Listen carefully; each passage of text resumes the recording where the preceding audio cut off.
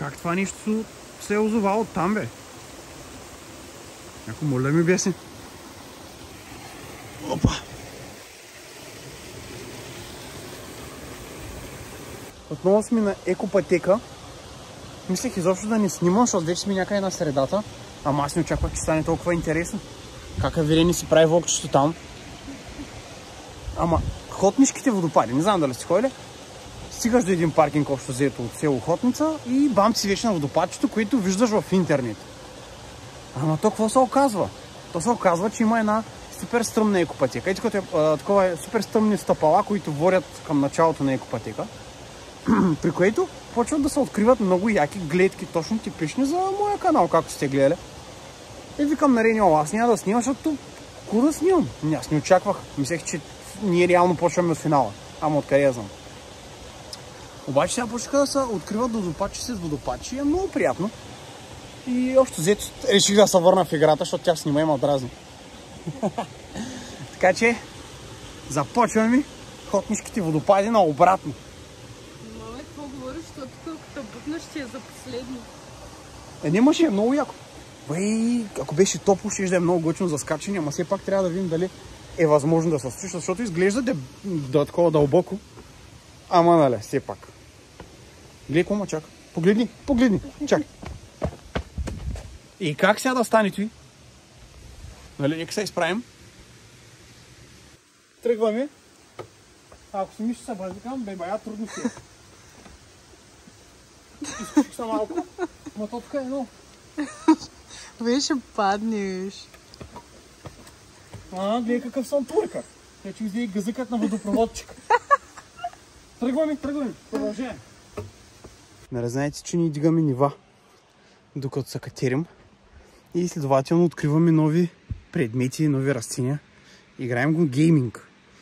Току-що открихме ново цветенце за нашият алпинизъм. Показвам. Ето го. Такова цветенце до сега не бяхме срещали. Много е шантаво, защото цвета му е надолу, пък листата отиват нагоре. Не знам какво е, ще го разгледам после. Ама е някакво много готино. Иначе апдейт за локацията. Озовахме се в нищото буквално. Екопътеката свърши. И не знам на къде отиваме. Ама ще повървим още малко нататък и ще видим докъде ще стигнем. Ако идвате насам, като ви свърши екопътеката до последните езерца, поточета, няма смисъл да продължавате насам, където вече няма дъски, защото реално екопътеката продължава, просто дъските са паднали, ама стигате до това. И тук е ни шубраци и просто няма смисъл. Аз даже оставих рейнито по-назаре. Ама сега се връщам, защото реално вървиш покрай скалите и чува се водата и това е, нищо ново не се открива. И така, ще ви покажа как беше на връщане, защото имаш много готини места. И там къде? Идваш ли? Терия, чуваш ли мъж идва? О, чай, че умрих. Задъра. Не, нищо интересно нямаше. Мисля, че си почти най-горе, което също е готино. О, колко време ще се зая да я видим? Тук е най-стръмно между другото.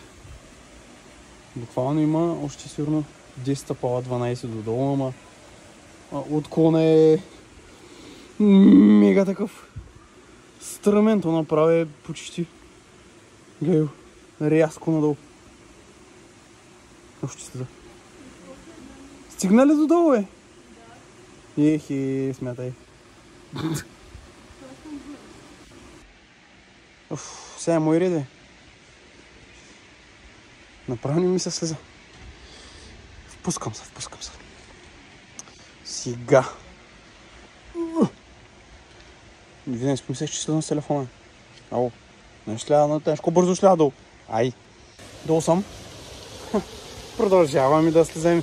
Просто беше едно завойче. Как беше? Лесно ли беше това? Да, окей. Ма то тук не се вижда колко е стръмно, е. О!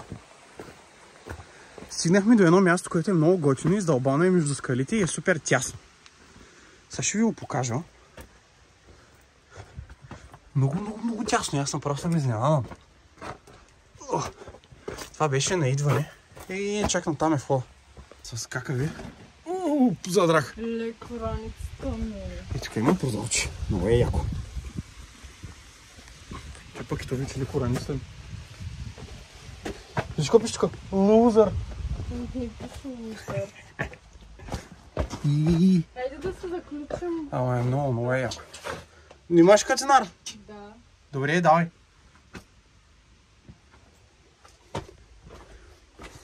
Не знам как са го направили, но е много е готино. Чакай, че тук на печени не се виждам. Да, свекари къде изходи. Общо е приятна разходчица такава. Не е много. Не беше хич трудно, нали, като скучим тия стръмните работи, нали? Чай да не те скривам. Не, че раубици. Чай да ви покажа. Как? Ето е.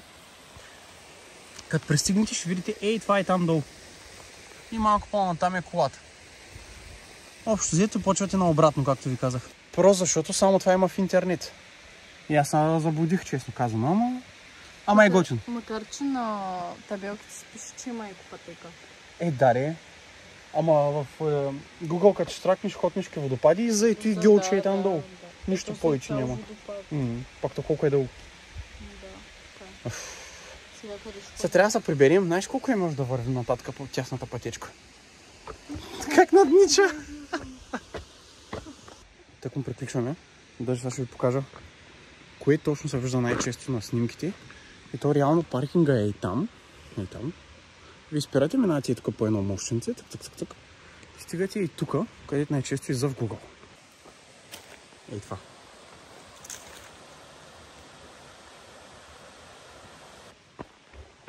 Не, че не е лошо, ама нали ти очакваш да поне до сега всички тези пътеки, де сме минавали. Първо трябва да минеш през такива, примерно, стълбички и там някакви други неща, докато стигнеш до основната гледка, пък то реално тук основната гледка е в началото. Защото назад е наистина малко е наобратно. Ама пак е готино, тъй че и не отнема много време. Не знам дали даже има и част и цялото, дето го извървяхме. Като имате на предвид часа, отклоних още. Така че, ако ви са хора, може да проете. Тук има едно кафе, което буквално е като изоставено, обаче всичко му е навънка. А пък няма никакви хора. Много странно. Може би просто само през събота и неделя да работи, не знам. Сега ще видим в Google какво има наоколо, защото трябва да ни остана много време. И искаме да се го опозотворим. Все пак бихме 240 км до тук, нещо такова.